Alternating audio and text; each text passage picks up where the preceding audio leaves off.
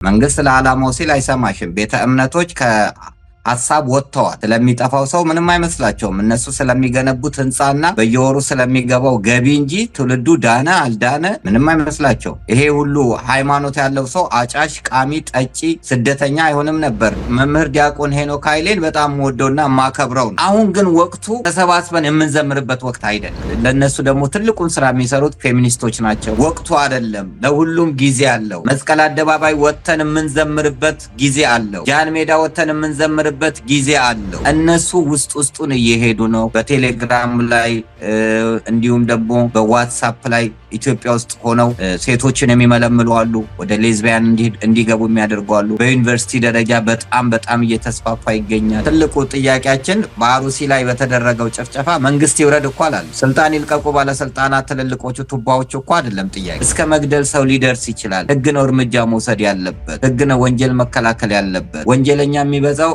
ወንጀል መከላከል ላይ ስራ ካልተሰራ። መርፌ ሰረቀ ከተዘገበ እንዴት ነው ግብረ ሰዶም ፈጸመ የማይዘገበው? ኳታር እኮ አውሮፕላን መልሳለች። ዩጋንዳ እኮ ሞት አውጃለች። ኢራን እኮ ስቅላት ፈርዳለች። ለምን ሁሉም አገልጋይ አንድ ሆኖ ለምን አይጮህም? ለምን እንከፋፈላለን እንዴ?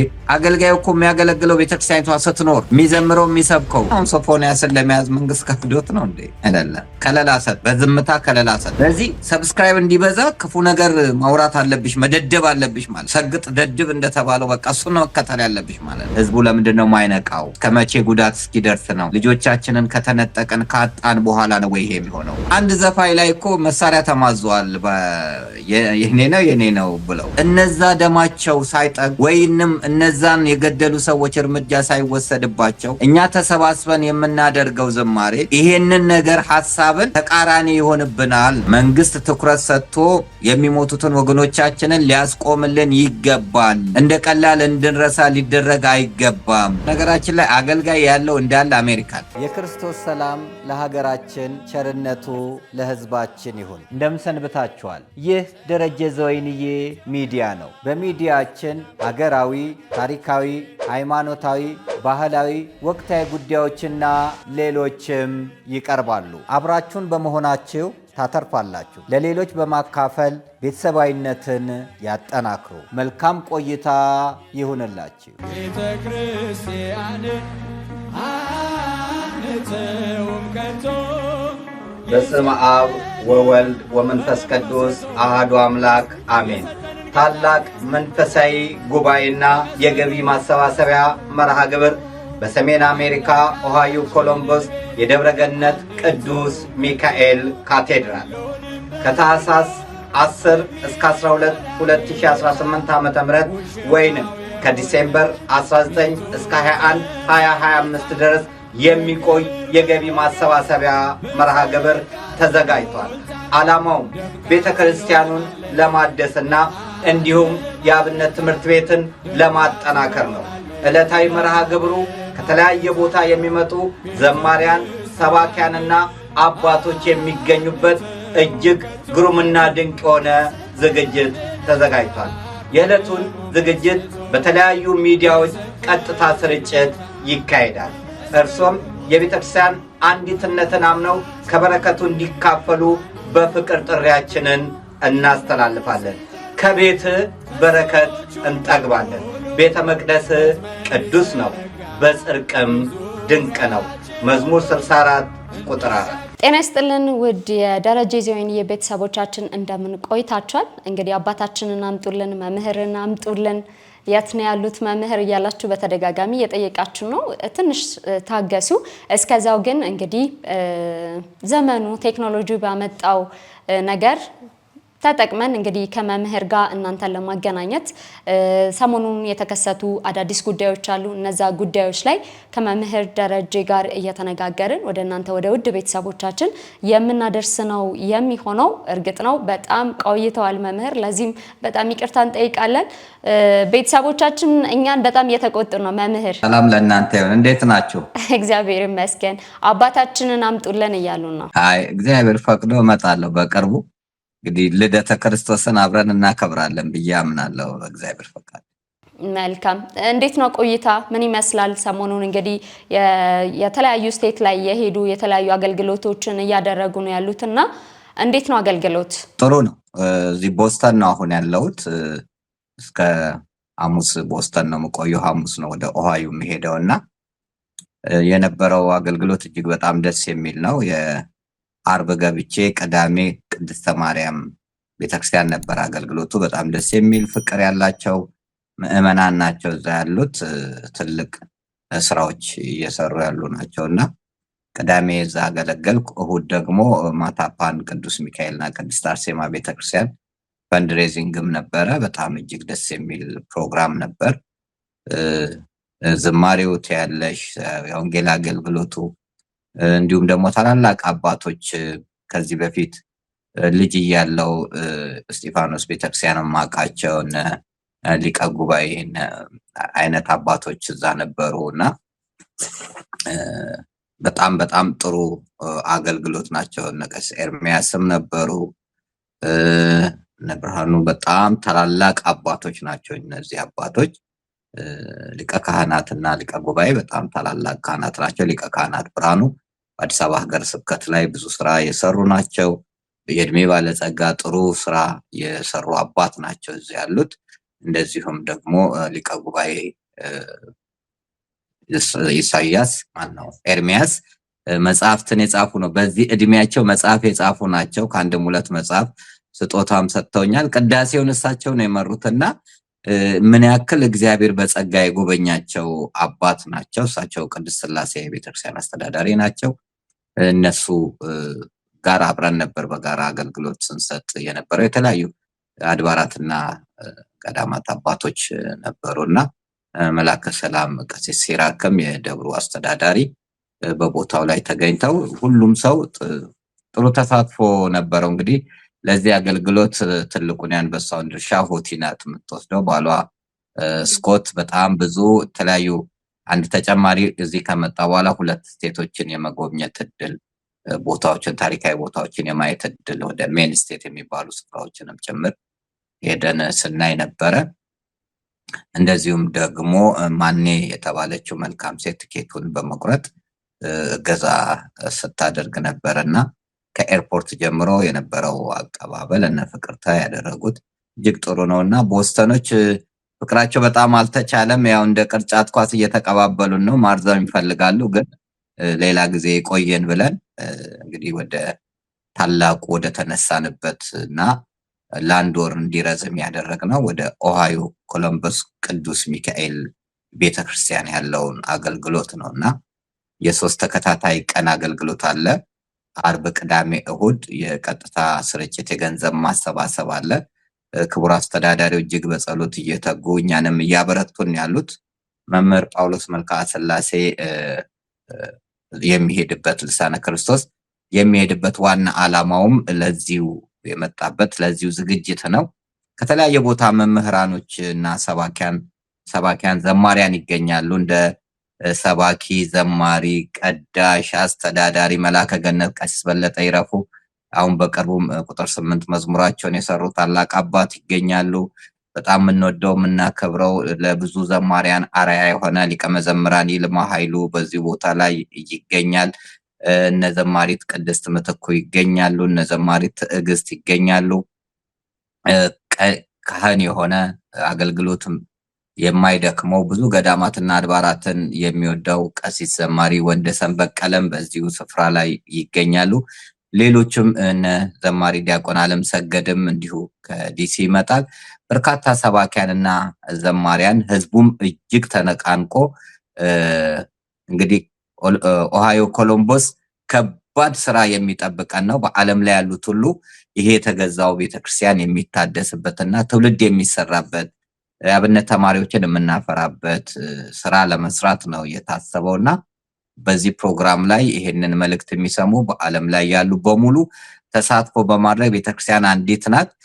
ዕለታዊ መርሃ ግብሩ ብቻ ሳይሆን ከተለያየ ቦታ ያሉትም ሰዎች የሚሳተፉበት ነው። እንግዲህ ሰይፉ ኢቢኤስም ይሳተፋል።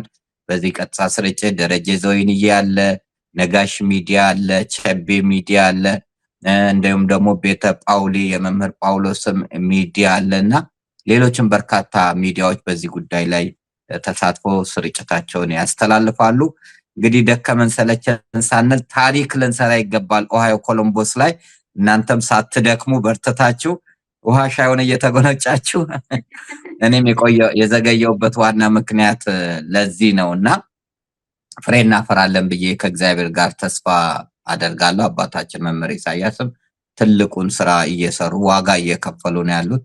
የእሳቸውንም ሀሳብ ማጠናከር አለብንና እንግዲህ ቀጣዩ ፕሮግራማችን የ3 ቀን የኦሃዮ ኮሎምቦስ ደብረገነት ቅዱስ ሚካኤል ቤተክርስቲያንን ለማደስና የሰንበት ትምህርት ቤቶች ማነው የአብነት ትምህርት ቤቶችን ለማደራጀት የሚደረገው ስራ ላይ ለመረባረብ ነው። ከባድ ፕሮግራሞች ነው ያሉት። ሰፊ ፕሮግራም ነው። እሱ ከፊታችን ይጠብቀንና ማክሰኞ እግዚአብሔር ቢፈቅድ በ14 ወደ ሜሪላንድ መለሳለሁ ማለት ነው። ከዛ የቅዱስ ገብርኤልን ቤተክርስቲያን ቁልቢ ዳግማዊ ቁልቢ ቅዱስ ገብርኤል ቤተክርስቲያን መምህር አዲሱ ላቀው ጋር በጣም ወደው ነው። ናዝሬትም ሻሸመኔም ትልቅ ስራ የሰሩ ናቸው። ቀሲስ አዲሱ የቀድሞ አገልጋዮች ናቸው። በነገራችን ላይ አገልጋይ ያለው እንዳለ አሜሪካ ነው። ቀድሞ ሲያገለግሉ የነበሩት አገልጋዮች ማህበረ ቅዱሳን ቢያቸው በተለያዩ በየግል በየደብሩ ያሉት በሙሉ ኢትዮጵያ ውስጥ ካለው ሰባኪያን ይልቅ ሰባኪያን ያሉት አገልጋዮች እንዳለ አሜሪካን ያሉትና እዚህ መኖራቸው እዚህ ላለው ትውልድ በጣም ጠቅሟል። ግን ኢትዮጵያ ውስጥ ጎርቶናል። በፊት ጉባኤያት በጣም ጠንካራ ናቸው። የትኛውን ቦታ ላይ ብትሄጂ ክፍለ ሀገርም እዚህም ጉባኤ በጣም ጥሩ ነው። አሁን ጉባኤ ቀዝቅዟል። ግን እዚህ ላሉት በጣም ትልቅ ስራ እየሰሩ ናቸው ያሉት። የትላንትና መምህራን የቤተክርስቲያን አስተዳዳሪ ሆነው ሲያገለግሉ በጣም ደስ የሚል ነውና እዛ ደግሞ በ19 እሁድ ማለት ነው በሳምንቱ ትልቅ የቅዱስ ገብርኤል ታቦት ዓመታዊ ክብረ በዓል ይከበራል። እሱንም እናደርጋለን። በዚህ አጋጣሚ ደብረ ብስራት ቅዱስ ገብርኤልን ቨርጂኒያ ባለፈው ያገለገልኩበት ነው። እንዲሁ ታቦቱ ይወጣል። ሜሪላንድ እና አካባቢ ያሉት ደግሞ ዳግማዊ ቁልቢ ቅዱስ ገብርኤል ቤተክርስቲያን እንዲመጡ ጥሪያችንን እናስተላልፋለን። ከዛ በኋላ እንግዲህ ጉዞ ወደ ኢትዮጵያ ይሆናል ማለት ነው በእግዚአብሔር ፈቃድ።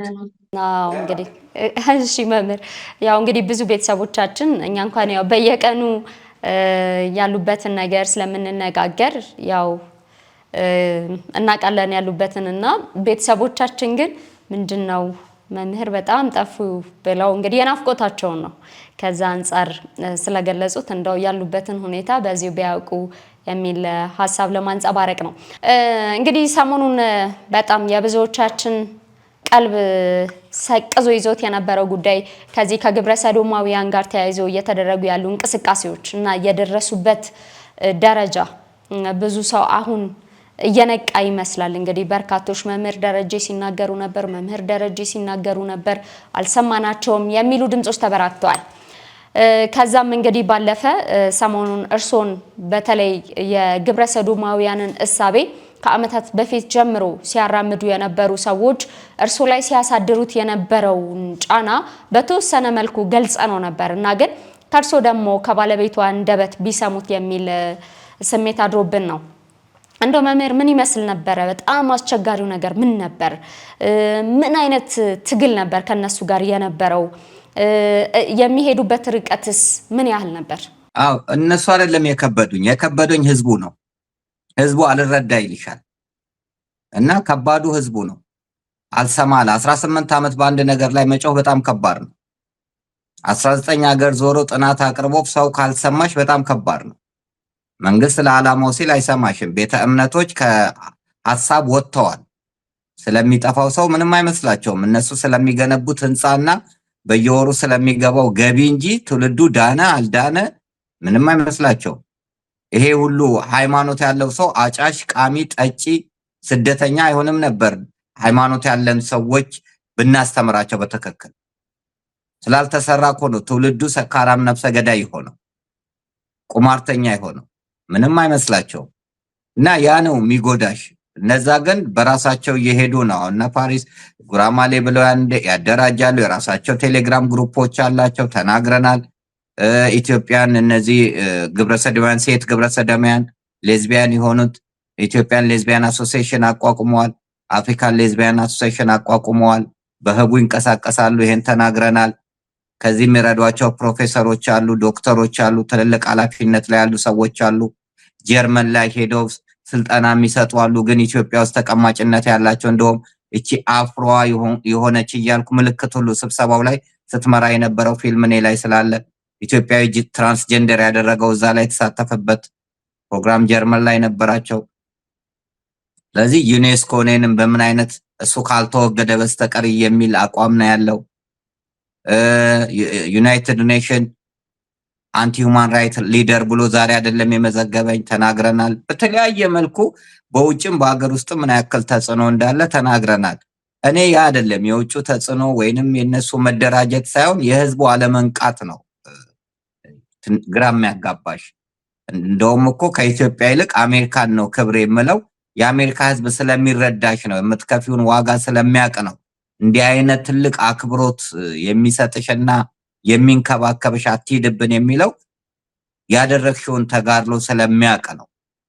እና እነሱ ውስጡን እየሄዱ ነው። በቴሌግራም ላይ እንዲሁም ደግሞ በዋትሳፕ ላይ ኢትዮጵያ ውስጥ ሆነው ሴቶችን የሚመለምሉ አሉ፣ ወደ ሌዝቢያን እንዲገቡ የሚያደርጉ አሉ። በዩኒቨርሲቲ ደረጃ በጣም እየተስፋፋ ይገኛል ሌዝቢያኒዝም፣ በተለይ የሴቶቹ ዳታዎች ወጥተው እና አሁን ያለበት ለነሱ ደግሞ ትልቁን ስራ የሚሰሩት ፌሚኒስቶች ናቸው። ፌሚኒስቶቹ ፊት ለፊት እየወጡ ነው እየተናገሩ ያሉት። አሁን የድፍረታቸው ጥግ በአካል እየወጡ እኔ እንዲህ ነኝ የሚሉ ናቸው። ማፈር የለም። ትላንትና ሮቤል ይሳቀቅ ነበረ። እንግዲህ ደቡብ አፍሪካ ላይ የግብረ ሰዶም የቁንጅና ውድድር ኢትዮጵያን ወክሎ ሲወዳደር የነበረ ሰው ነው። ዛሬ ሃይማኖት ያለው ይመስል ይቀርባል። ስለዚህ መልሰው ከማፈር ወጥተው ተሳዳቢዎች ሆነዋል። አትንኩብን የኛን ሰዎች የሚሉ ተከራካሪዎች ሆነዋል። ቤተሰብን አያፍሩም፣ ጎረቤትን አያፍሩም፣ ማህበረሰብን አያፍሩም፣ በኢትዮጵያዊነታቸው አያፍሩም። በገሃድ ወጥተዋል።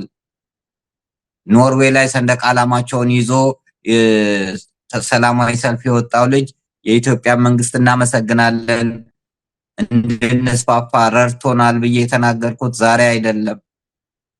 በተለያዩ ስቴቶች በተለያዩ ሀገራት በሚሄድበት ሰዓት የነሱ ፕራይዶች ላይ ኢትዮጵያኖች ተገኝተው እንዴት እንደሚያደርጉ በምን ምክንያት ወደዛ እንደሚገቡ ገባሽ? ለዜግነት ብለው እዛ ውስጥ እንዴት እንደሚገቡ አሳይለም ሲጠይቁ በግብረ ሰዶም አማካኝነት ከሀገራችን ወጣን ብለው እነሱም ተቀብለው ለግብረ ሰዶማን ይሰጧቸዋል። በዛው ግብረ ሰዶማን የሆኑ ብዙዎች አሉ። እና አሁን ቀላል ነው የመሰለን፣ ግን በጣም ከባድ ነው ሂደቱ። በተለይ ለእንደኛ አይነት ሀገር ከባድ ነው። የሃይማኖት ሀገር፣ የባህል ሀገር፣ የታሪክ ሀገር ለሆነችው ከባድ ነው። አንዳንዴ የደቦ ፍርድ እንድትፈርጂ ሊያደርግ ይችላል። መንግስት በሚያደርገው ቸልታ ምክንያት ህዝቡ የሚጸየፍ ስለሆነ ያን ድርጊት በሚያዩበት ሰዓት ህገወጥ የሆነ ውሳኔ እንዲወስን ሊደረግ ይችላል። ይህንንም ተናግረናል። እስከ መግደል ሰው ሊደርስ ይችላል። ህግ ነው እርምጃ መውሰድ ያለበት። ህግ ነው ወንጀል መከላከል ያለበት። ወንጀለኛ የሚበዛው ወንጀል መከላከል ላይ ስራ ካልተሰራ ነው እና ከወንጀል በፊት መከላከሉ ላይ ቅድሚያ መሰራት መቻል አለበት ብለን ብዙ ጊዜ የጮህንበት ጊዜ ነውና የገዳማት ታሪክ ከመስራት ይልቅ ሰው የሚያቀን በግብረ ሰዶሙ ዙሪያ ነው። ሌሎች ለተወሰነ ጊዜ ጮሁና ታውት። አሁን ይሄ ሚዲያ ባይኖር ምን ያክል የበለጠ እንደሚስፋፋ አስቢ። ሚዲያው ለነሱም መስፋፋት ጠቅሟቸዋል። እንዴ ሲመጡ እኮ መምርዬ ጉዳዩ ላይ ማውራት፣ ጉዳዩን በዚህ ልክ አንስቶ መነጋገር እንደ አንድ ፕሮሞሽን ይቆጠራል ብለው አንዳንድ ሰዎች ሀሳብ ያነሳሉ። አያይዘው ይሄንን ይግለጹልኝ። ተናግሬያለሁ። ባለፈውም ብዙ ጊዜ ተናግሬያለሁ። እነ ዋልታ ፋና በዚህ ጉዳይ አይዘግቡም፣ ምክንያቱም ፖሊሱ አይፈቅድልንም ነው የሚሉት። ግን እንዴት ነው ወንጀልንም አይዘግቡት? መርፌ ሰረቀ ከተዘገበ እንዴት ነው ግብረ ሰዶም ፈጸመ የማይዘገበው? እንዴ ኳታር እኮ አውሮፕላን መልሳለች። ዩጋንዳ እኮ ሞት አውጃለች። ኢራን እኮ ስቅላት ፈርዳለች። ስለዚህ ዛሬ የኛ ኳስ ተጫዋቾች፣ የኛ ተለያየ ኃላፊነት ላይ ያሉት ሰዎች፣ የሃይማኖት ሰዎች ሁሉ እዚህ ውስጥ የተዘፈቁት እንዳይሰሙና ልክ ስሙ ራሱ እኮ ግብረ ሰዶም የሚለው እንዳይጣ የሰዶም ስራ እኮ ነው ቃሉ። እሱን እንዳይሰሙ ግን ድርጊቱ በውስጥ እየሄደ ነው። ትዝ ይልሽ እንደሆነ ከዚህ በፊት የኤችአይቪ ጊዜ ኤችአይቪ ቀጭን ሰው ምናምን ላይ ነበር የሚታሰበው እና ወፈፍራሞቹን የማይዝ ነበር የመሰለው። ያ ብዙ ጉዳትን አደረሰ። ስለዚህ መከላከል ላይ እንዲህ አይነት ነገር አለ፣ አለባበሳቸው ይህን ይመስላል እያልን እኮ ገለጸን። እነዚህ ሴተኛ ዳሪዎችን እንዲህ ይለዋቸዋል እያልን ተናገረን። ዜጋ አሁን ለምሳሌ አንዱ መጥቶ እኔ ዜጋ ነኝ ቢል ሰው ኢትዮጵያዊ ነው የሚለው። ዜጋ ግን የነሱ መጠሪያቸው ነው። ሴተኛ ዳሪዋን አይነ ጥላ ነው የሚሏት። የቦሌ ግብረሰዶማያን ከሆነ ደግሞ ላባ ነው የሚባለው። ደሃ ግብረሰዶም ከሆነ ቻይና ነው የሚባለው። ሁለቱም ጋር ባይሴክሹዋል ከሆነ ደግሞ ቀጥ ነው የሚባለው። እኔና ኢንጂነር ቤቲ ሪሰርች በምንሄድበት ሰዓት አንደኛ አለባበሳችንንም አልለወጥንም፣ ግልጥ ብለን እንሄድ ነው እና የገባንበት ፒያሳ አራዳ ጋር ስንሄድ በቃ በጣም ትልቅ አንቱ የተባለ ቤተክርስቲያንን ሰው ስታይ ካልተደባደብኩ አለች። አታበላሽብኝ ፕሮግራሙን አልኳት። አደጋውም ለኛ ነው። ከዛ እንደገና ደግሞ ወደ ጣይቱ ሆቴል ሜጃ ጋር አንድ ሆቴል ገባል። ከ4 ሰዓት በኋላ ደግሞ ለውጠው የሚጨፍሩበት ቦታ አላቸው። ወንዱና ወንዱ ልክ እንደ ባልና ሚስት ሆነው ማለት ነው። እና ያ ምንድነው ሲባል ከኛ ጋር የገቡት ከዛ ህይወት ውስጥ የወጡት ልጆች ቀጥነው አሏቸው እንጂ ቀጥነው ባይሏቸው ኖሮ አደጋ ይፈጠርብን ነበር። ለምን በዛ ሌሊት ለስላሳ ነው ያዝነው። እነሱ መጠጥ ውስኪ ቢራ ሲይዙ ያን ጊዜ ሽምግልና ላከ። በቃ ለኔ ባል ይሆነኝ ብሎ ላከ። እኔን ላከብኝ። ከዛም በኋላ ነው እንገዳ ልጁን አገናኘኝ ብዬው እኔ ምን አይነት ስራ እንደምሰራ ህይወቱ አስከፊ እንደሆነ ተናግሬ ከዚህ ህይወት ውስጥ ወጣ ያልኩት እና አንደኛዋንም ሳናገራት የኔ ባል ያለችው ኤዩ ነው የምትሰራው፣ በጣም ቀናተኛ ናት፣ 2 ዓመት ሆኖናል፣ ቶሎ ልሂድ ትደበድበኛለች አለች። ኤዩ ውስጥ ነው የምትሰራው፣ ግን እናትሽና አባትሽ ስላት ያው እንደምታኖረኝ ነው እንደምትረዳኝ ነው እንጂ የሚያስቡት ሚስት እንደሆንኩኝ አያውቁም አለች። ይቺ ልጅ ቤቷ እያኖረቻት ነው ያለችው። እንዴ እናቱንም ያገባ ልጅ አለ ብለን አልጮህንም እንዴ? ሰፈር ለቀቀ። የኛ ክትትሎች መረጃና መዛግብቶች አመለጣቸው። እናትየው በፊት ተናግረው ነበር። ከዛ በኋላ ቤት ቀየሩ። የት እንዳለ ማግኘት አልተቻለም። ጸያፍ የሆኑ ለጆሮ የሚከብዱ ነገሮች እየተሰሩ ነው ያሉት እዛ ውስጥ እና ብዙዎቹ በዛ ህይወት ውስጥ ያሉት መውጣት እየፈለጉ እንዳይወጡ የሚያደርጋቸው አነጋገሮች አሉ። አንደኛው አነጋገር ምንድነው? አሁን ቅድም ያልሽው ነው። የእንግሊዞች አባባል ነው። እንግሊዞች መጀመሪያ ይገደል ነበር ግብረ ሰዶማዊ። ከዛ በኋላ በህቡ ተንቀሳቀሱ። ባለስልጣናትን፣ ገንዘብ ያላቸውን ተጽዕኖ ፈጣሪዎችን ከያዙ በኋላ ህጋዊ አድርገው እንደውም እነሱን የሚነካ ሰው የለም፣ ይፈሩ ጀመረ። ስለዚህ እያንዳንዱ የሚደረጉትን እንቅስቃሴዎችን በጣም ገልጸን ነበርና የተወሰነ ወቅት ይሰራል፣ ከዛ በኋላ ይቀራል። እነሱ ግን በጣም እየተደራጁ በገንዘብ አቅም በኮሮና ሰዓት ግብረ ሰዶማውያን ይረዱ ነበር ብለን እኮ ተናግረናል። ሬሽን ይወስዱ ነበረ። ይሄንን አዲስ አበባ ውስጥ እያለ መንግስት አያውቅም ወይ? እያንዳንዱን እንቅስቃሴያቸውን የት ቦታ ፕሮግራም እንደሚሰሩ እኮ ይታወቃል። ፓርቲ የት ቦታ ላይ እንደሚበዙ ሁሉ ይታወቃል። ይሄንን ስለተናገርን እኔ የነሱ ዛቻ፣ የነሱ ፉከራ፣ የነሱ ምናምን ለኔ ምንም አይመስለኝም። ያኔ አሜሪካ ልመጣ ስል እንዴት ወደዛ ሀገር ትሄዳለህ? ግብረ ሰዶማውያን እንዳሉበት አሉ። እንደ እግዚአብሔር አሜሪካን የለም ወይ ነው ያልኳቸው። እኔን የሚጠብቀኝ አምላክ አይተኛም አያንቀላፋም። ብትሞችም ሰማዕትነት ነው።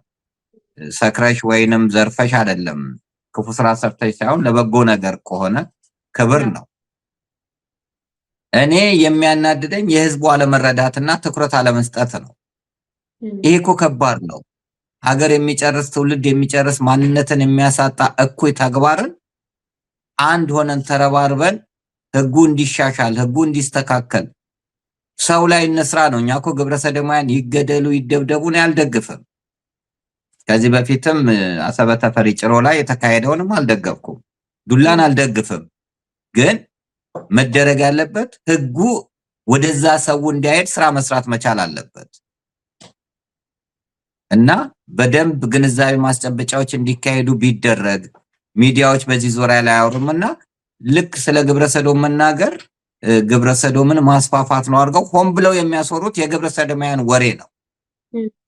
ስለ ወንጀል ስለ ክፋት ተጠንቀቁ ማለት እኔ ምኑ ነው እንዲስፋፋ የሚያደርገው? ኤችአይቪ ሲመጣ ተጠንቀቁ እንላለን፣ ማስፋፋት ነው እንዴ? ኮሮና ሲመጡ ተጠንቀቁ እንላለን፣ ራሱን እንዲጠብቅ የምታደርጊው ተግባር ነው። ልጆቻችን መስመር እንዳይስቱ ማድረግ ነው። ሆን ብለው አንዳንዶቹ በማወቅ ነው፣ አንዳንዶቹ ግን በዓላማ እንድትሸማቀቂ የሚያደርጉት አሰራር ነው።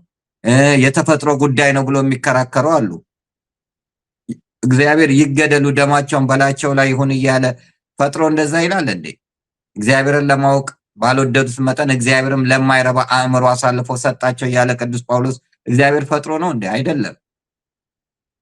ይሄንንም የተፈጥሮ ጉዳይ ነው እሱን የፈጠረኝ የሚሉ የተሳሳተ ሀሳብ የሚናገሩ አሉ። የተፈጥሮ ሳይሆን የጠባይ ጉዳይ ነው። ወደ 23 እና 24 ነጥብ ወደዛ ህይወት ውስጥ እንድትገቢ የሚያደርግ እንዳለ በጥናቴ ላይ አቅርብ ያለው ባለፈው። ከዛ ውስጥ መውጣት አይቻልም፣ ትል ይፈጥራል። ውሸት ነው። አንዴ የሆነ ጉንዳን ከነከሰሽ ጉንዳን ያለበት ቦታ ከዛ በኋላ ጉንዳኑ የበላሽ ነው የሚመስልሽ ስሜቱ እንጂ ከዛ ውስጥ መውጣት እንደሚቻል እኮ እስከ 35 ዓመት እዛ ውስጥ የቆዩ ሰዎች እንደወጡ ተናግረናል። ወጥተናል ብለውም አጠለል ኤሊያና ነብሩክቱ ሪች ሲናገሩ ነበረ። ግን ወጥተው መኖር እንደሚቻል አላሳየናቸው። እኛ ስፖንሰር የምንሆነው ለጭፈራ፣ ለዱርዬ፣ ለተለያየ ነገር ለኳስ ነው እንጂ ለበጎ ነገር ስፖንሰር የሚሆንና የሚያግዝ የለም። እንዲሁ ባጭሩ የኛ ደረጀ ዘወይንዬ ሚዲያ ስም ሰብስክራይብ ነው ያለው?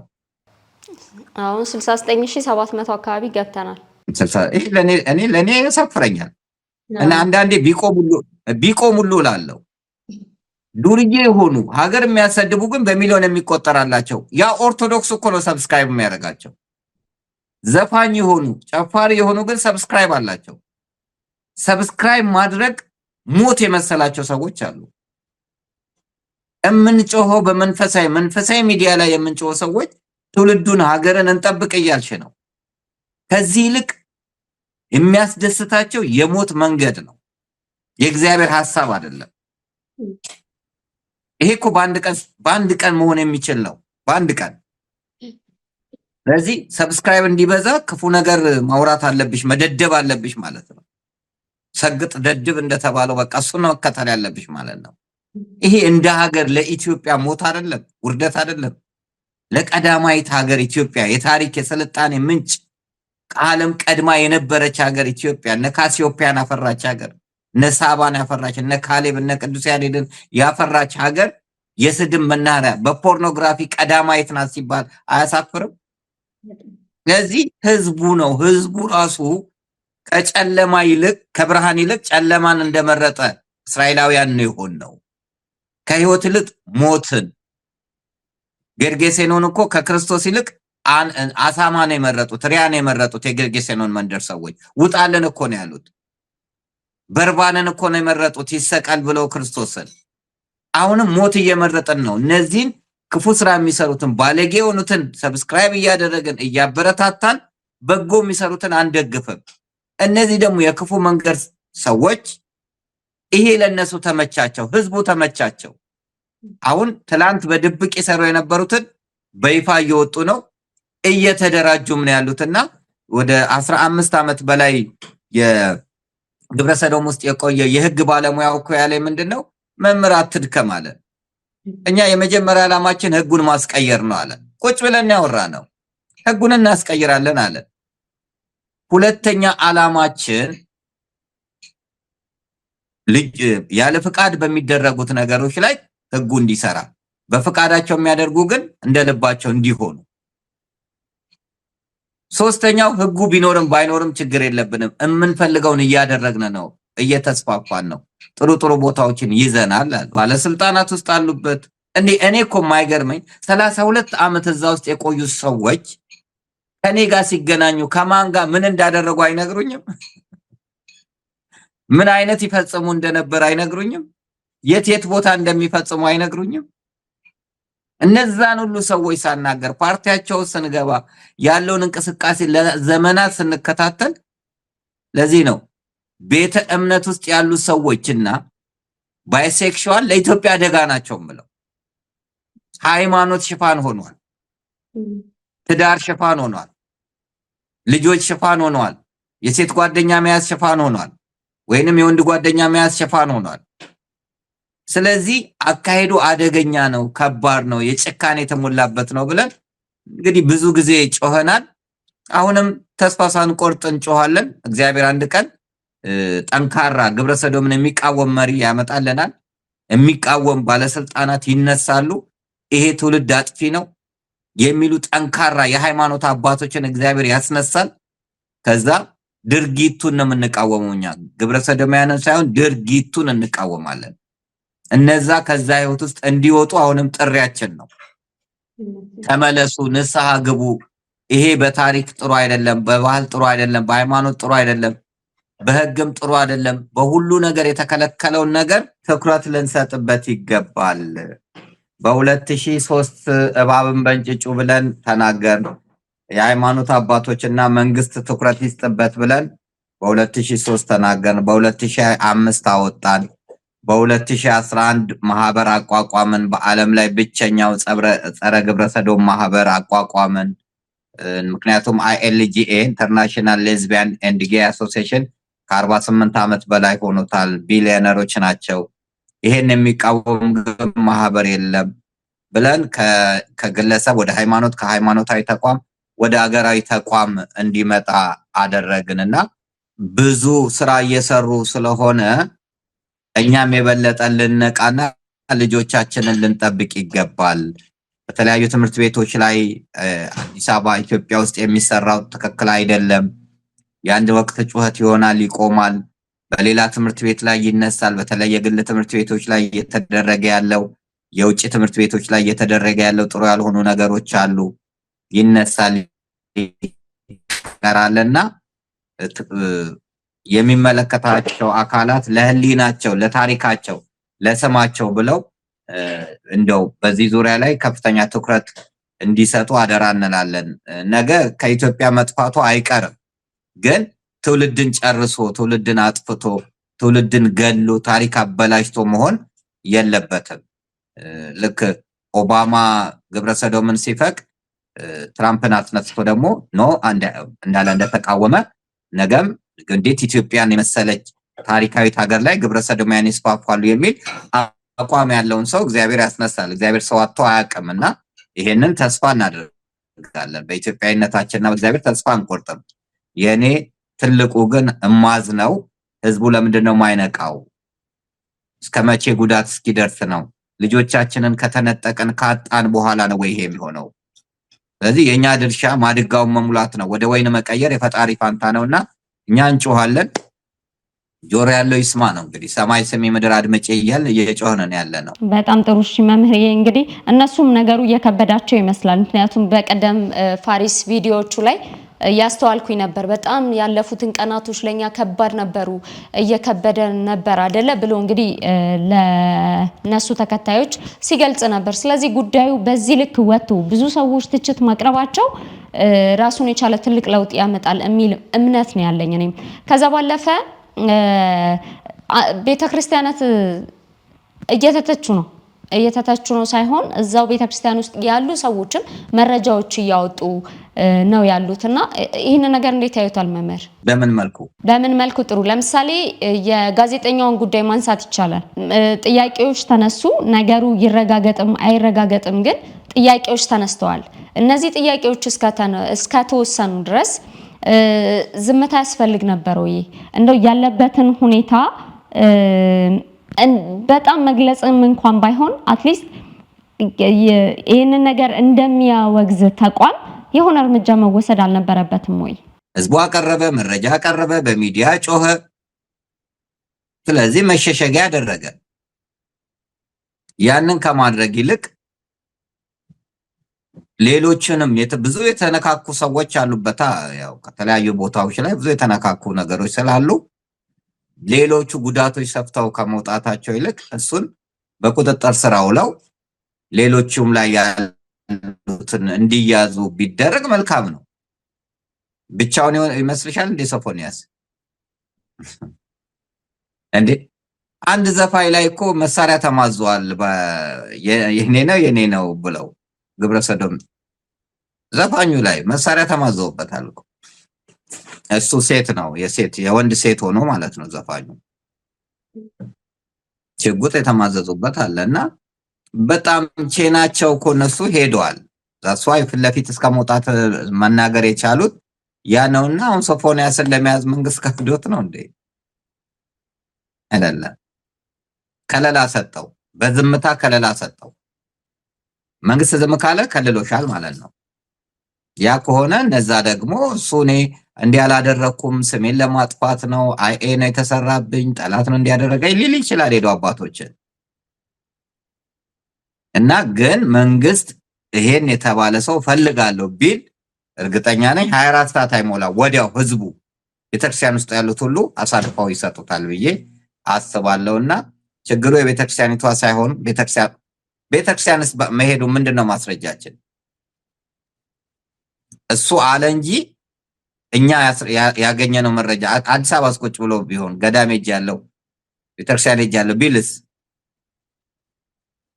እዛ ቤተክርስቲያን ያገኘው ሰው ያየው ሰው አለ ሄደ ከተባለ የት ነው ሄደው ምን አይነት ሁኔታ ላይ ነው ያለው የሚለውን ያወቀ ሰው ካለ ቤተክርስቲያኑንም አባቶችንም አናገርና በሁለት ነገር ነው ትልቁ ከምድራዊ ስርዓት ይልቅ ሰማያዊ ስርዓትን እንዲፈታ ማድረግ ነው።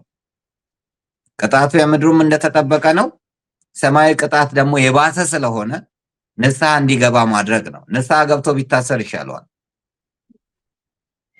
ግን ነው ወይ ነው አሁን የኔ ነጥብ ምንድነው ማረጋገጫችን? ቤተክርስቲያን ይሁን ገዳም ለመግባቱ ምንድነው እሱ ያለውን ነው እንጂ የሰማነው ሄዶ አይቶ ያረጋገጠ አለ ወይ እዚህ ገዳም ይገኛል ብሎ መረጃ የሰጠ ሰው አለ ወይ ነውና እሱም በራሱ መታየት አለበትና እቺ ገዳም የምትለው ምናልባት መሸፈኛም እንዳትሆን እሰጋለሁ። አመሰግናለሁ መምህር፣ ጥሩ መልስ ነው ያገኘሁት። ሌላው እንግዲህ ከሰሞኑ ውዥንብሮች እየተነሱ ነው። የአእላፋት ዝማሬ እንግዲህ የአእላፋት ዝማሬ በጃንደረባው በኩል የሚዘጋጅ ትልቅ የዝማሬ ልደቱን በቤቱ የሚከበርበት ዝማሬዎች የሚዘመሩበት እና በርካታ ወጣቶች በተለይ ደግሞ ከጊዜ ወደ ጊዜ በጉጉት የሚጠብቁት ሁነት ሆኗልና ከሰሞኑ ግን መነጋገሪያ ሆኗል።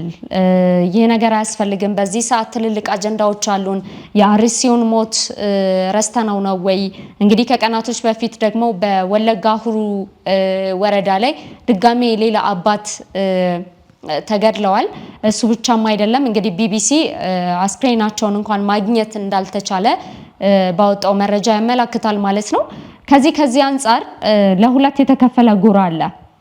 የለም የምስጋና ጊዜ ነው፣ ማመስገን አለብን። ወጣቱ ከኮንሰርት ካልባሌ ቦታ በዋዜማ ከሚያሳልፍበት ተሰብስቦ አንድ ቦታ ላይ ዝማሬውን በማቅረብ በጋራ የምናከብረው በዓል ይሆናል ይላል። በዚህኛው በኩል ደግሞ የለም አጀንዳ እያስቀየራችሁ ነው የሚል አለ። እንደገና ደግሞ ከአቅራቢያቸው ወጣቶች አቅራቢያቸው ካለ አጥቢያ እንዲርቁ እየተደረገ ነውና ከጀርባው ሌላ አጀንዳ አለ የሚል እንግዲህ በሁለት ጎራ የተከፈለ ነገር እየሰማን ነው። የእርሶ ሐሳብ ምንድነው መምህር? መልካም። አሁን ይኸውልሽ መዘመር ክፋትነት የለውም፣ ማገልገል ክፋትነት የለውም፣ ወይንም ነጭ መልበሱም ክፋትነት የለውም። ግን ሁሉ ወቅት አለው። ጠቢቡ ሰለሞን ለማልቀስ ጊዜ አለው ይላል፣ ለማመስገንም ጊዜ አለው። ስለዚህ ለእያንዳንዱ ጊዜ አለው። አሁን ታቦት እኮ ይወጣል፣ ጥምቀት አለ አይደል? ከ10 ቀን ከልደት በኋላ እኮ ጥምቀት ታቦት ወጥቶ እየዘመርን እንሄዳለን። እነዚህ መደበኛ ፕሮግራሞች እኮ እንደቀጠሉ ነው። አሁንም አገልግሎቶቹ እኮ በዝማሬ እየቀጠሉ ነው ያሉት። በቤተክርስቲያናችን ምን አለ? መጽሐፈ ግጻዌ የሚባል አለ። ዕለቱን አስመልክቶ ነው የሚቀደሰው ቅዳሴ። በእመቤታችን በፍልሰታ በ14ቱ ቀን ቅዳሴ ማርያም ነው የሚቀደሰው። ቅዳሴ ጎርጎርዮስ ወይንም ባስልዮስ ወይንም ያዕቆብ ዘስሩግ ቢቀደስ ኃጢአት ሆኖ አይደለም፣ ግን አያዘውም። ወቅቱ የዛ ወቅት ነው። ስለዚህ መልእክቱ የሚነበበው፣ ወንጌሉ የሚነበበው፣ ግብረ ሐዋርያት የሚነበበውና ምስባኩ የሚባለው ዕለቱን አስመልክቶ በዓሉን አስመልክቶ ነው የሚባለው። ገባሽ? ስለዚህ በእመቤታችን ቀን የይታየን መልአከ እግዚአብሔር ብለሽ ወይንም እግዚአብሔርን በሚፈሩ ዙሪያ እግዚአብሔር መልአክ ይሰፍራል ያድናቸውማል ብለሽ መዝሙር 33 ላይ ምስባክ አትይ። ቀን አለው። ሁሉም በራሱ ጊዜ ነው የሚደረገው። ቤተክርስቲያን በእንደዚህ አይነት መልኩ ነው የምትሄደው። ስለ ጽዮን ዝም አንልም ብሎ ኢሳይያስ ተናገረ። ጽዮንን ባሰብናት ጊዜ አለቀስን፣ በባዕድ ሀገር መስንቆቻችንን ሰቀልን እያለ ዳዊት ባዕዳን ዝማሬ ፈለጉብን እያለ እየተናገረ ነው። እና አሁን ያለንበት ወቅት የምናለቅስበት፣ ምህላ የምንይዝበት፣ የምንጮህበት ወቅት ነው። ስለዚህ ለመምህር ዲያቆን ሄኖክ ኃይሌን በጣም ወደውና ማከብረው ነው እኔ። አሁን ግን ወቅቱ ተሰባስበን የምንዘምርበት ወቅት አይደለም። ልክ ነው። ሀዘናችንን የሚያስረሳ ነው የሚሆነው። ለሌሎች ሚዲያዎች አሳልፈን ኢትዮጵያ እንዲናት ብለን የምናሳይበት ነው የሚሆነው። መዘመሩ አይደለም ክፋቱ። ቅድም እንዳልኩሽ በምሳሌ የምስባኩንም የወንጌሉንም ያወጣውልሽ አይደለም። እዚህ በዚህን ወቅት ቤተክርስቲያኒቷ ጸሎት የምታነባበት ወቅት። የገና በዓል እኮ የደስታ በዓል ነው። አዎ የደስታ በዓል ነው። ለዚህ እሮብ ሆኖ እንበላለን። ጥምቀትና ልደት በጾም አይከበርም። የደስታ በዓል ነው። እኛ ግን አሁን ተሰባስበን በምንሄድበት የተለየ ነገር ባደረግንበት ቁጥር ዓለም ትኩረቱን የሚሰጠው ወዴት እንደሆነ ታውቂያለሽ? ወደዚህ መዝሙር ነው። ይሄ ወቅቱ የደማቸው የፈሰሰውን ሰዎች ያስረሳብናል ነው እንጂ ከዚህ በፊትም እኮ ጦርነቶች አሉ። አዎ ጦርነቶች አሉ። በየቦታው ሞት አለ። አዎ አለ። ይሄ ግን ሃይማኖታዊ ሞት ነው። ሰው የሞተው በሃይማኖቱ ምክንያት ነው የሞተው። በተዋህዶ ምክንያት ነው የሞተው። በክሩ ምክንያት ነው የሞተው። እና እነዛ ደማቸው ሳይጠግ ወይንም እነዛን የገደሉ ሰዎች እርምጃ ሳይወሰድባቸው እኛ ተሰባስበን የምናደርገው ዝማሬ ይሄንን ነገር ሐሳብን ተቃራኒ ይሆንብናል ነው። ሁለተኛ መስቀል አደባባይ መሰለኝ አሁን የታሰበው። መስቀል አደባባይ የአዲስ አበባ ወጣቶችና ጎልማሶች የማህበራት ህብረት ከተፈቀደላቸው በኋላ ለእርገት ተከልክለዋል። ከዚህ በፊት በተደጋጋሚም ተናግረናል። ለሌሎች እንደውም ለፕሮቴስታንቶችም ተፈቅዶ ፕሮግራም ሲካሄድ እንዴት ለመስቀሉ ባለቤቶች እንከለከላለን ብለን ተናግረናል። አሁን እንዴት ተፈቀደ የሚለውም ጥያቄ ያስነሳል። እንዴት ተፈቀደ? ስለዚህ እኔ በክፋት ባናየው፣ የሚቀርቡትን ሐሳቦች በክፋት ባናየው፣ ለየትኛው ነው ለቤተክርስቲያን የሚጠቅመው? አሁን ጥቁር ለብሰን ብናለቅስ ነው የሚጠቅመን ወይንስ ነጭ ለብሰን ብንዘምር ነው? እየሞትን እንዘምራለን የሚባል አባባሎች ይኖራሉ። እናመሰግናለን። አዎ በድጉም በክፉም እናመሰግናለን። እንዲህ አይነት ስብስቦች ግን አዎ አጀንዳ ያስቀይራል። ትክክል ነው። ሁለተኛ ደግሞ አመለካከቶችን ይለውጣል እንጂ እኔ አሁን የነጭ መልበሱ ምናምን ችግር የለውም። ያው ነጭም በጣም የነጭም አድናቂ ስለሆንኩ ነጭ ልብስ በጣም ደስ ይለኛል። አረንጓዴ ቢጫ ቀይ ተደርጎ ቢሆን ጥሩ ነው። ህጉ ግን አያስደርገንም። ያለው ሁኔታ አያስደርገንም። ከባድ ነው። ያለው ነባራዊ ሁኔታ እያወቅን አረንጓዴ ቢጫ ቀይ ካለበሳችሁ ማለት አይቻልም። ገባሽ? ንጹህ ውሃ ስታይ ተሻገር፣ እውነተኛ ዳኛ ስታይ ተናገር ነውና ሁሉ በወቅቱ ነው የሚሆነው። ነገር ግን ዝማሬዎች በስብከት መሞላት፣ ስብከቶችን መኖር አለባቸው። እንዲማር ወጣቱ መዘመር አለበት። ጥሩ ነው። ግን ለእኔ ግጻዩን አልጠበቀም። አሁን ያለንበት ወቅት መንግስት ትኩረት ሰጥቶ የሚሞቱትን ወገኖቻችንን ሊያስቆምልን ይገባል። እንደ ቀላል እንድንረሳ ሊደረግ አይገባም። ትኩረት ልንሰጥበት ይገባል ብለን ልናስብ ነው። ሌላውን እንቶ ይሄ ፖለቲካሊ ሌላ ትርጉሞች ምናምን የሚለውን ትተን ወቅቱ ያ ነው። ስለዚህ አሁን ጥቁር ለብሰው ቢመጡ እርግጠኛ ነኝ ፖሊስ ይይዛቸዋል። ነጩን ከፈቀደ ጥቁሩ ለምን ይከለክላል? ለምን ይከለክላል? የፈለገውን የመልበስ መብት ካለው፣ ነጭ የመልበስ መብት ካለው ጥቁርም የመልበስ መብት አለው። አይደለም እንደዚህ ቤተክርስቲያን እንኳን ያኔ ጥቁር ልበሱ ብላ አውጃ ሰው አልታሰረም፣ ከስራ አልተፈናቀለም የቤተክርስቲያንን ቃል ሰምቶ። ስለዚህ አሁን ያለንበት ደግሞ የበለጠ ያኔ ለስልጣናቸው ሲሉ ነው ጥቁር ያስለበሱት። አሁን ያለንበት ደግሞ በሃይማኖት ደረጃ ህዝቡ መከራ እየተቀበለ ባለበት ሰዓት ጥቁር ለብሰሽ የምታዝኝበት ነውና እኔ እያልኩ ያለው ለሁሉም ጊዜ አለው። ያለ ጊዜው የሚደረጉ ነገሮች ጥሩ አይሆኑም። ገባሽ? በሰንበት እኔ ብጾም ጾሙን ሻርክ ነው የምባለው እንጂ ትሩፋትን አላገኝም። ጊዜው ስለሆነ እህል ብታጣ አፈር ቅመስ ነው እንጂ በሰንበት እስከ ማታ ልጹም ማለት አይቻልም። ሰንበት የሚጾመው ቅዳም ሱር ብቻ ነው የአክፍሎት ጊዜ። ከዛ ውጭ ያሉትን ሰንበታት ልንጠብቅ ይገባልና እኔ በበጎ ነገር ብናይ። ሌላው ትልቁ ስራ እኛ ላይ ተሰራበት፣ ተከፋፈለን። ዲቫይድ ኤንድ ሩል ሲስተም ነው የተደረገው። ይሄ ምንድነው? እስቲ ተመልከቺ ሚዲያዎችን። የኦርቶዶክስ ልጆች ባለቤት የሆኑ ዓለማዊ ሚዲያዎች አሉ። የኦርቶዶክስ ልጆች ሆነው ደግሞ መንፈሳዊ ሚዲያ ያላቸው አሉ። መንፈሳዊ ሚዲያ እንኳን ያለን አንድ አይነት አቋም የለንም። በፍጹም ስለ አሩሲ ጭፍጨፋ መናገር የማይፈልግ ሚዲያ አለ። ስለ ወገኖቹ መናገር የማይፈልግ ሚዲያ አለ። ተዋህዶ ላይ ስለሚመጣባት መከራ መናገር የማይፈልግ ሚዲያ አለ። ጎመን በጤና ብሎ የተቀመጣለ። ስለዚህ እነሱ ምን አደረጉን? ጎራ ከፋፈሉን። እነከሌ በዚህ ጉዳይ ናቸው፣ እነከሌ በዚህ ጉዳይ ናቸው፣ እነከሌ በዚህ ጉዳይ ናቸው እያሉ ለያዩን። ግን ማዕከሏን ቤተክርስቲያን ካደረገን፣ ማዕከሏን ኢትዮጵያ ካደረገን ሁላችንም አንድ ነን። አንድ ሲደመር አንድ ሁለት የትም ነው። አሜሪካንም ሂጂ ኢትዮጵያም ሂጂ የትም ብትሄጂ ውጤቱ ያው ነው፣ አይቀይረውም። እኛም ማዕከሏን ኦርቶዶክስ ተዋህዶን ብናደርግ እንዲህ አይነት ነገሮች አይመጡብንም። እና እኔ ወቅቱ አይደለም፣ ለሁሉም ጊዜ አለው።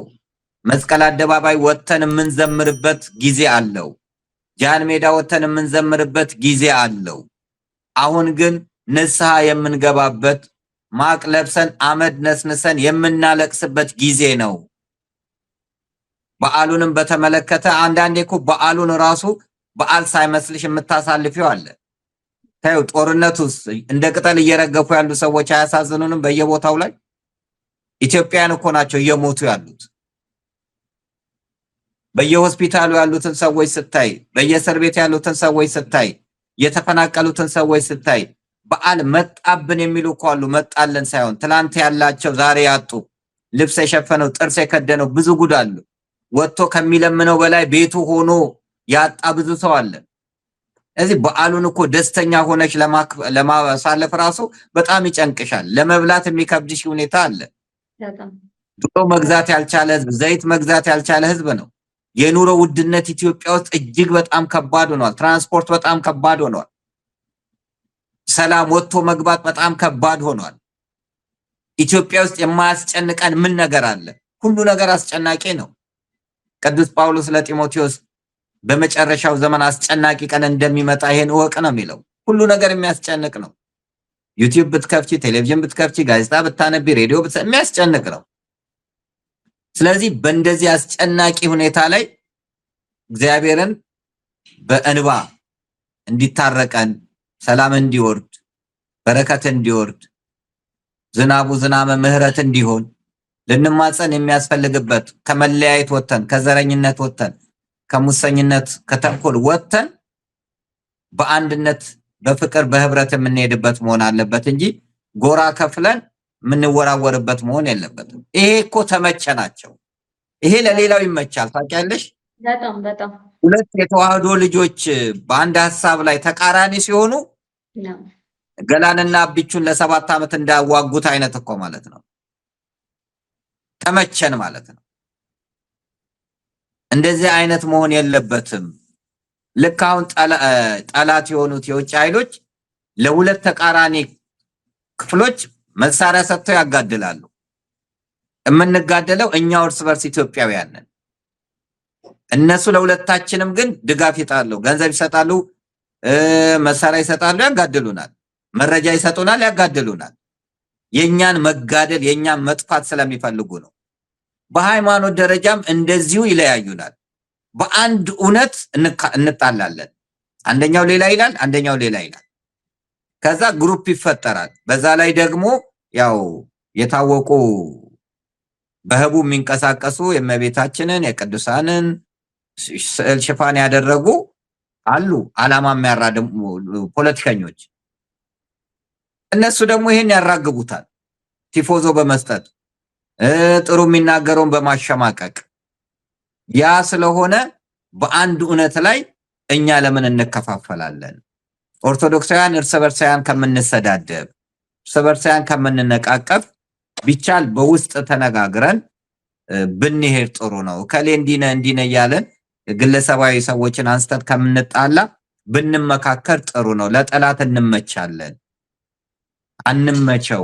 እንዲሁም ጠላት በዝቶብናል። እንኳን ተከፋፍለን አንድ ሆነንም መቋቋም የማንችለው ፈተና ውስጥ ስለሆነ ያለነው ህብረት ብንፈጥር ይሻለናል። ሐሳብን በሐሳብ ብንሞግት ይሻላል ነው የምለውና ስለ አእላፋት ዝማሬ ከዚህ በፊትም በሬዲዮ በጎነቱን ተናግሬያለሁ። ዓላማው ጥሩ ነው። መዘመሩ ምናምኑ ክፋት የለውም። ነጭ ልብሱ ምናምን ክፋት የለውም። ግን አሁን ወቅት ነው ወይ የሚለውን ብናይ፣ ቦታዎችም ውሳኝነት አላቸው። ቦታዎች በራሳቸው የምናደርጋቸውም የቁጥራችንን መብዛት ወሳኝነት አላቸውና እንደተባለውም የአሩሲውን እንዳያዘናጋብን ትልቁ ጥያቄያችን በአሩሲ ላይ በተደረገው ጭፍጨፋ መንግስት ይውረድ እኮ አላለም። ስልጣን ይልቀቁ ባለስልጣናት ትልልቆቹ ቱባዎቹ እኮ አይደለም ጥያቄው። ይሄን እርምጃ የወሰዱ ሰዎች መንግስት እርምጃ ይወሰድባቸው፣ ላሉት ነዋሪዎች ዋስትና ያደርግ፣ መገደል ይብቃን፣ ሞት ይብቃን ነው ጥያቄው አይደል? እኔ ይሄንን ነው ማስበውና ለምንድን ነው የሚገደሉት? በሃይማኖታቸው ምክንያት ለምን ይፈናቀላሉ? ለምን ይሳቀቃሉ? ዛሬ መጥቶ ይገሉኝ ይሆን እንዴ? አንዴ የሞተው እኮ ለይቶለታል። በቀን 10 የሚሞት ሰው እኮ አለ፣ በሐሳብ የሚሞት ይመጡብኝ ይሆን ብሎ የረባ እንቅልፍ የማይተኛ ሰው እኮ አለ። እንዴት በሀገሩ ላይ ይሳቀቃል? እንዴት በሀገሩ ላይ መከራ ያለ? እንዴት በሀገሩ ላይ ያነባል? ለዚህ ዋስትና መንግስት አስተዳድራለሁ እስካለ ድረስ እነዚህን ዋስትና ሊወስድ ይገባል። እንዲያደረጉት ደግሞ መቀጣጫ በቂ እርምጃ ሊሰጣቸው ይገባል ነው ጥያቄው። ያኔ ህዝቡም ያርፋል፣ ከስጋትም ያርፋል ነው። ሞት ስላላበቃ አሁን በተለያየ ቦታዎች ሞት እየመጣ ስለሆነ ለምንድነው የኦርቶዶክስ ተዋህዶ አማኞችና ካህናት አባቶች መሞት የማይገደል? ለምን ሁሉም አገልጋይ አንድ ሆኖ ለምን አይጮህም? ለምን እንከፋፈላለን እንዴ? አገልጋዩ እኮ የሚያገለግለው ቤተክርስቲያኒቷ ስትኖር ነው፣ የሚዘምረው የሚሰብከው። ፈሪ አገልጋይን እኮ አፈራን። በቃ ፈሪ ብቻ፣ ለገንዘብ ብቻ፣ ለስልጣን ብቻ። እንዲህ ለምን ይሆናል ነው። እዚህ ሁሉም በወቅቱ ቢደረግ በጣም መልካም ነው። ያለ ወቅቱ የሚደረጉት ነገሮች ጥሩ አይደለም። እልህ ውስጥም አለመግባት። እልህ ምላጭ ያስወጣል፣ የሚጎዳው ግን የዋጠውን ነው ይባላልና እልህ ውስጥ ወጥተን የተቋጠረ ገመድ ሲጎትቱት ይጠብቃል እንጂ አይላላም። ተቀራርቦ በመነጋገር በመተማመን ያላየሽበትን አንግል ልታሳይ። እኔ በውይይት አምናለሁ። ከልጄ ጋር እንነጋገራለን። እንዴ የተናገርከው ስህተት ነው ትለኛለች። ዲቤት እንፈጥራለን። መተማመን ካቃተን ለጠዋት እናሳድራለን። ከዛ እንተማመናለን። አለቀ። ከአንቺ ጋር እንከራከራለን። እንዲህ መሆን የለበትም እንዲህ መሆን አለበት። ታስታውሻለሽ? ቀረጻ ላይ ይሄ መተላለፍ የለበትም ብላችሁ በቪቶ ፓወር ቀረጻውን ያስቀራችሁበት ጊዜ አለ። ከነግሩ ሜጋ ሆናችሁ በቃ እቀበላለሁ። ዩቲዩቡ የኔ ነው፣ ኃላፊነቱ የኔ ነው። ይሄ ይደረግ አለለም። እኔ ያላየሁበትን አንግል ልታሳዩኝ ስለምትችሉ አስተያየቶችን እቀበላለሁ። እዚህ ሁላችንም በእንደዚህ አይነት መልኩ ብንሄድ አገሪቷንም ቤተክርስቲያኒቷንም እንጠቅማለንና እንደው መሳሪያ ባንሆን ቤተክርስቲያኒቷን ለሚጠሉና ለሚያጠፉ ሰዎች የኛ መከፋፈል መሳሪያ ባይሆን መልካም ነው እላለሁ። እንዘምራለን። ወደፊትም በምድር አይደለም በሰማይ እንዘምራለን። እንዴ በሰማይ እኮ ያለው እኮ ስብከት አይደለም ዝማሬ ነው። ሁለት አገልጋዮች ይከራከሩ ነበር፣ ሰባኪያንና ዘማሪያን። በሰማይ እኛ እንበልጣለን፣ ስብከት ይባላል። በአንደኛው የለም ዝማሬ ነው ይመስለኛል። ዘማሪ ይልማ ኃይሉ መሰለኝ ሊቀ መዘምራን በጣም ወደው ገጣሚ ነው፣ መጽሐፍ ጸሐፊ ነው፣ ሰዓሊ ነው እና በጣም ጥሩ ስነ ምግባሩን በጣም ጥሩ የሆነ ሰው ነውና ለብዙ ሰው አርአያ የሆነ አገልጋይ ነውና በሰማይ ዝማሬ እንጂ ስብከት የለም ማለት። ስለዚህ ምስጋናችን በምድር ብቻ ሳይሆን በሰማይም አለ። እነዚህ ቅዱሳን መላእክት እኮ ምስጋና ምግባቸው ምስጋና እንላለን። ቅዱስ ቅዱስ ቅዱስ በማለት አያርፉም ነውና ገና በሰማይ ምን ዘምራለን አይደለም በምድር ግን ለሁሉም ጊዜ አለው እና በጊዜውና በቦታው ነው መጠቀም ያለብን። በአድሚኒስትሬሽን ትምህርት ራይት ታይም ኤንድ ራይት ፕሌስ ይባላል። ትክክለኛ ቦታና ትክክለኛ ሰዓት ሲሆን ነው እርምጃ የምትወስጂው። በአርብ ጠዋት ምግብ ቢሰጡሽ የጾም ምግብ አትበይም። ምግቡ ትክክል ነው፣ ሰዓቱ ትክክል አይደለም። 9 ሰዓት ላይ አርብ የፍስግ ምግብ ቢሰጡሽ አትበይም። ሰዓቱ ትክክል ነው፣ ምግቡ ትክክል አይደለም። 9 ሰዓት ላይ የጾም ምግብ ሲሰጡሽ ትበያለሽ፣ ሰዓቱም ምግቡም ትክክል ስለሆነ። ስለዚህ ትክክለኛ ሰዓትና ትክክለኛ ቦታ ሲሆን እርምጃ መውሰዱ መልካም። ለዚህ ነው አባቶቻችን ግጻዌው ዕለቱን ጠብቆ ብለው ያዘጋጁልን። እንዲህ አይተሽ ከሆነ ስርዓተ ቅዳሴ ላይ የመጀመሪያ የሚነበበው እኮ የጳውሎስ መልእክት ነው። ለምን ሌላው የጴጥሮስ አይነት ዛሬ ጳውሎስ ቀጥሎ የጴጥሮስ ከዛ ዮሐንስ የይሁዳ አይደለም። የመጀመሪያው ጳውሎስ መልእክት ነው። እሱም ደግሞ አትኖሮሱ ወደ ምዕራብ ዞሮ ነው፣ ወደ ምስራቅ አይደለም። ለምን ቢባል ቅዱስ ጳውሎስ በምዕራብ በብዛት ስላስተማረ ነው። ከዛ ወደ ሰሜን ወደ ደቡብ ይደረጋል። ወንጌል ሲነበብ ደግሞ ወደ ምስራቅ ተደርጎ የተሰጠኝን ሰጠው ብሎ ካህኑ ያደርጋል። ያቺ እንኳን እንቅስቃሴ ትርጉም አላት። ልታዛንፊው አትችይም። ገብቶሻል? ካህኑ አንድ ጊዜ ነው ጧፍ ይዞ ወንጌልን የሚያነበው። ጧፉን የሚይዘው ዲያቆን ነው።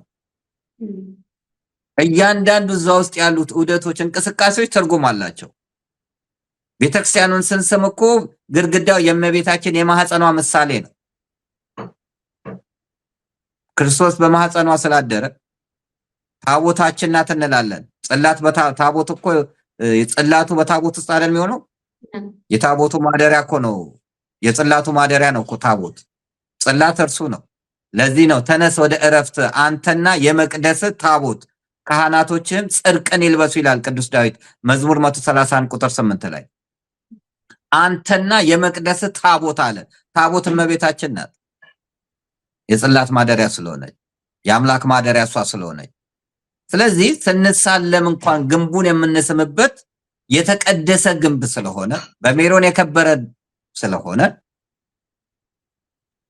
እመቤታችንን ማህፀን ሳምን ብለን አምነን ነው። ወንጌሉን ስንሳለም ነአምን ብለን አምነን ነው። በወንጌል ከቅዱስ ብለን ነው።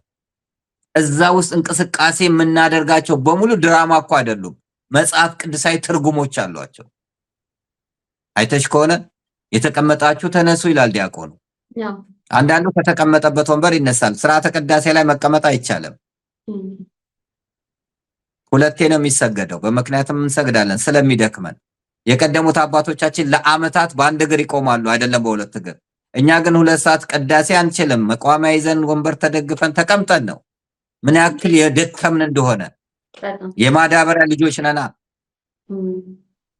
አባቶቻችን ኦርጋኒክ የሆኑ ነገሮችን ነው። እኛ ቦክራ ወተትን ጠጥተን ሸኖ ለጋን በልተን ነው። እነሱ ግን ከዋናው ስለሆነ ጠንካሮች ናቸው። ከዛ ወደ ምስራቅ ተመልከቱ ይላል። አቅጣጫ አይደለም ምስራቅ። ወደ ምስራቅ ተመልከቱ ሲል ቀራንዮን አስቡ፣ ድንግል ማርያምን አስቡ፣ እስጢፋኖስን አስቡ ማለት ነው። ከዛ እናስተውል ይላል። እነዚህን ካለፍሽ በኋላ እናስተውል ካለ በኋላ ተሰጥኦን መልሱ ሲል ቅዱስ ቅዱስ ቅዱስ ትያለሽ። እነዚህ ሂደቶች ሳያልፉ ቅዱስ አይባልም። አሁንም እናስተውል፣ እስቲ ስለ ኢትዮጵያ እናስተውል፣ ስለ ተዋህዶ እናስተውል። መለያየት ከኛ ይብቃ፣ መገፋፋት ከኛ ይብቃ፣ በሚዲያ መሰዳደብ ከኛ ይብቃ፣ መነቃቀፍ ከኛ ይብቃ። አንድ ሆነን በውስጥ ተነጋግረን ልዩነት ችግር ካለብን ተራርመን በአንድ መስመር ለአንዲት ቤተክርስቲያን፣ ለአንዲት ሃይማኖት፣ ለአንዲት መንበር እንሩጥ። ሌሎች መንበሩን ለመፈንቀል፣ ሲኖዶስን ለማስፋት፣ ትውልዱን ለመከፋፈል በጣም ብዙ እየተሰራ ነው። እዚህም አሜሪካንም ሀገር ኢትዮጵያ ውስጥም እየተሰራ ነው። ይሄንን የምናጠፋው እኛ አንድ ስንሆን ነውና ማስተዋል ይጠይቃል። እናስተውል እባካችሁ። በተለይ አገልጋዮች፣ ሚዲያ ላይ የምንወጣ ሰዎች እናስተውልና በመመካከር ስራዎችን ብንሰራ ሰናይ ነው ላለው። አይበቃንም? ክብርትነቱ ከበቂ በላይ መምህር፣ በጣም አድርጌ ነው ማመሰግኖት። ምናልባት በዚህ ሀሳብ ብዙ እኔ እንደው ቢደረግ ብንዘምር ከናስቸጋሪ ነገሩን ቢሆን እንኳን በዚህ አስቸጋሪ ነገር ውስጥ እግዚአብሔርን በማመስገን መለማመን እንችላለን የሚል እሳቤ ነበረ። አሁን ግን ወደ እናንተ ሀሳብ እየተጠጋው ነው መምህር። ትጄ እኮ ማህሌት እኮ አለ፣ ምስጋና እኮ አለ በየቤተክርስቲያኑ። አልቆ መች ቆመ እንዴ? ኢየሩሳሌም ሁሉ አለ አይደል? ጉዞ በተወለደበትም ቦታ እኮ ይዘመራል፣ በየቤተክርስቲያኑም እኮ ይዘመራል። መወለዱን ተወለደ ጌታ ተወለደ ብለን እኮ እንዘምራለን። ሰንበት ትምህርት ቤት እኮ ይዘምራል። አሁንም መች ተቋረጠ? እየሞትን እኮ እየዘመርን ነው። ከቅዳሴ በኋላ ወንጌል እኮ አለ፣ አልተቋረጠም።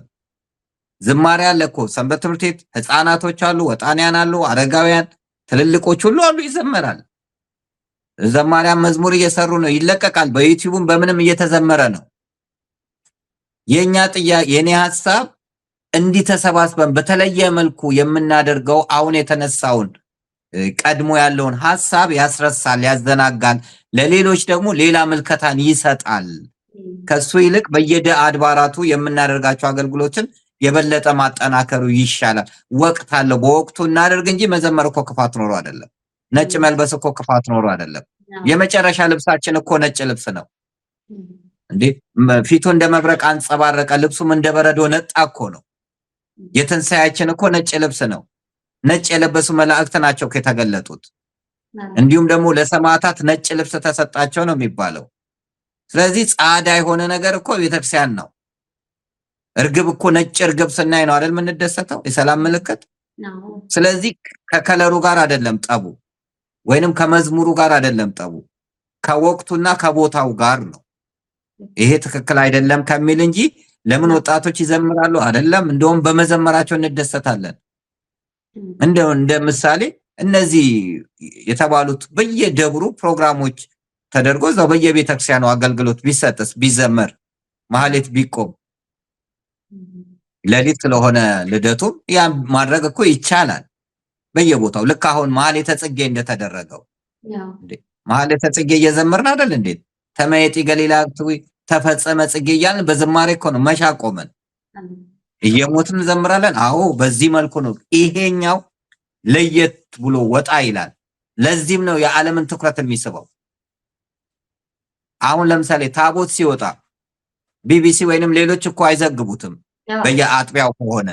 ጥምቀት ሲሆንስ ቱሪስቶች ይመጣሉ። የተለየ ሴሬሞኒ ስለሚሆን ነው። አሁን የተለየ ሴሬሞኒ የነዛን ሞት እንዲሸፍንብናል ነው። እና እሱን ሐሳብ በበጎነት ቢያዩት፣ ሌሎችም በበጎነት ቢሰማቸው፣ መዘመራቸውንም በክፋት ባናይ፣ በተንኩል በሌላ ባናይ፣ በበጎነት እንየው።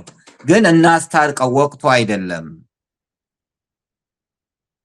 ብለን በሚለው መልኩ ብናይና ከመሰዳደብ ከመነቃቀፍ ብንወጣ፣ እኔ ስድብ ስለማያንጽ እርስ በርሳችን ከምንጣላ ብንቀራረብና ብንተቃቀፍ መልካም ነው ላለውና ይሄው ነው። አመሰግናለሁ። የኔም ሐሳብ ከእርሶ ሐሳብ ጋር ታርቋል መምህር።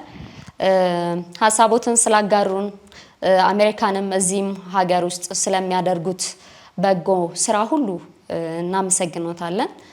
በተለይ ደግሞ የዚህ የግብረ ሰዶማውያን ጉዳይ ምናልባት መጠየቅ ከሌለቦት የመጀመሪያ መጠየቅ የሌለቦት ሰው እርሶ ነው የሚሆኑት። ምክንያቱም እነዛን ሁሉ አመታት በዚህ ጉዳይ ላይ ሲጮሁ ነበርና በርካቶችም ለዛም ነው መምህር እኔ መንግስትን ጠይቃለሁ፣ ከምሬ ነው መንግስትን ጠይቃለሁ፣ ቤተ ክህነትን ጠይቃለሁ፣ እከሳለሁ ያልኩት የህግ ባለሙያዎች ቢደግፉኝ እኔ እከሳለሁ። ግን ለማን ለክሰስ ነው? አቃቤ ሕጉ ደፍሮ ይከሳል ወይ ነው እንጂ መከሰስ አለባቸው። ትውልዱ ጠፍቷል እያለ በተዋረድ እያንዳንዱን ኃላፊነት ያለውን ይጠየቃል። ወላጅ እስከ መጠየቅ ይደርሳል። ልጁ እዛ እስኪደርስ የት ነበር ወላጅ? ያን ይሄዳልና የመጨረሻ መልእክቴ እንግዲህ ከአርብ ጀምሮ አርብ፣ ቅዳሜ፣ እሁድ ልዩ ፕሮግራሞች ቀጥታ ስርጭት በበርካታ ሚዲያዎች በእኛም በነጋሽም በሰይፉ ኦን ኢቢኤስ በቸቤም በቤተ ጳውሊ በመምህር ጳውሎስ ማለት ነው በሌሎችም ይተላለፋሉና ይሄን ስርጭት እንዲከታተሉ የተለያዩ የቤተክርስቲያን ሰዎች እየገቡ እንዲያበረቱን ይሄ የተጀመረውን በጎ ሐሳብ እንዲያጠናክሩ ዓላማው ቤተክርስቲያንን ማደስና አብነት ትምህርት ቤቶችን ማቋቋም ነው። አሜሪካን ሀገር ያለው በጣም ጥሩ እንቅስቃሴዎች አሉ። ያንን ልናበረታ ቤተክርስቲያን አንዲት መሆኗን ልናምን ይገባል። በኦሃዮ አካባቢ ያሉ በዓለም ላይ ያሉ በሙሉ አንድ ነን ብለን እንድንሰራ በዚሁ አጋጣሚ በፍቅር ጥሬን አስተላልፋለሁ። የኔ የቆየሁበትም ጊዜ ይሄ ስለሆነ ለዚህ ዓላማ ነውና የዘገየሁት ወይንም ያረዘምኩት። እንድትሳተፉ ደረጀ ዘወይንዬ ሚዲያም ቀጥታ ስርጭቱን እንግዲህ ከስቱዲዮ ያደርጋል። መልካም ቆይታ እንደሚሆንልን ተስፋ አለን። ታላቁ መልአክ ቅዱስ ሚካኤል በመጨረሻም ስለ ህዝቦቹ የሚነሳው ቅዱስ ሚካኤል የዳንኤልን ከአናብስት ጉድጓድ ያስጣለ ቅዱስ ሚካኤል አፎሚያን የታደገ ቅዱስ ሚካኤል በሱ ስም ያለውን ቤተክርስቲያንን ለማደስ ለምናደርገው እንቅስቃሴ ሁላችሁም የመላእክት ሁሉ አለቃ ዳንኤል የተናገረው ቃል ደስ ይለኛል። ነብዩ ዳንኤል ንጉሥ ሆይ ያለ ንጉሱ ዳሪዮስ መጣና አዝኖ ነበር የጣለው በቃ ስለፈረመ ብቻ ዳንኤል የምታመልከው አምላክ አዳነህን ሲለው ዳንኤል እንዲህ አለ በአንተና በእግዚአብሔር መካከል ቀን ነገር ተገኝቶብኛልና እግዚአብሔር መልአኩን ልኮ የአናብስትን አፍ ዘጋለ። ቅዱስ ሚካኤል የአናብስትን አፍ ይዘጋል፣ ባህረ ኤርትራን ያሻግራል። ፈጥኖ የሚደርስ ታላቅ መጋቢ ብሉይ ቅዱስ ሚካኤል ይሄ ታላቁ የመላእክት ሁሉ አለቃ የበረከት አባት የሆነው ቅዱስ ሚካኤል የባህራንን የሞት ደብዳቤ ቀየረ ቅዱስ ሚካኤል ለሱ ቤተክርስቲያን ዓላማ ነውና በያለንበት ሁላችንም ስልካችን ጋር እንገናኝ። እይታችን ትኩረታችን ልክ ወደ ምስራቅ ተመልከቱ እንደተባለ አርብ፣ ቅዳሜ፣ እሁድ ወደ ደብረገነት ቅዱስ ሚካኤል ቤተክርስቲያን ኦሃዮ ኮሎምበስ ተመልከቱላለሁ። በጣም እናመሰግናለን መምህር፣ እግዚአብሔር ይርዳን። እኛም እንግዲህ ይህንን በትጋት እንደተለመደው ሌሊቱን ስቱዲዮ በማሳለፍ ወደ ውድ ቤተሰቦቻችን የምናደርስ ነው የሚሆነው። እግዚአብሔር ያክብርልን። መልካም ቆይታ። አዎ እንዴ ብዙ ቃል እየገቡ ነው፣ የቤተሰቦቻችን እየሰሙ ነው። እናመሰግናለን የኔ አባት፣ እግዚአብሔር ያክብርልን መምህርዬ። አሜን። ሰላም ለኢትዮጵያ ይሁን። አሜን። እንደ እግዚአብሔር ፍቃድ የጌታችን መድኃኒታችን ኢየሱስ ክርስቶስ የልደት በዓልን በቅድስት ሀገር ኢየሩሳሌም ለማክበር የፍቅር ጉዞ ከደረጀ ዘወይንዬ አስጎብኚ ድርጅት ጋር በመሆን ምዝገባ ጀምረናል። እግዚአብሔር ፍቃዱ ይሁንና እርሶም ለመመዝገብ በስልክ ቁጥር 2404216742 ወይም 937-369-6886 ይደውሉልን። ከጃንዋሪ 2 እስከ 11 እኛ በትላንትናና በነገ መካከል ያለን ዛሬ ነን። ዛሬ ላይ ሆነን ነገን በበጎ ነገር እንገንባ። ነገ አዲስ ቀን ነው፣ ቀኑም ደግሞ ደስ ይላል።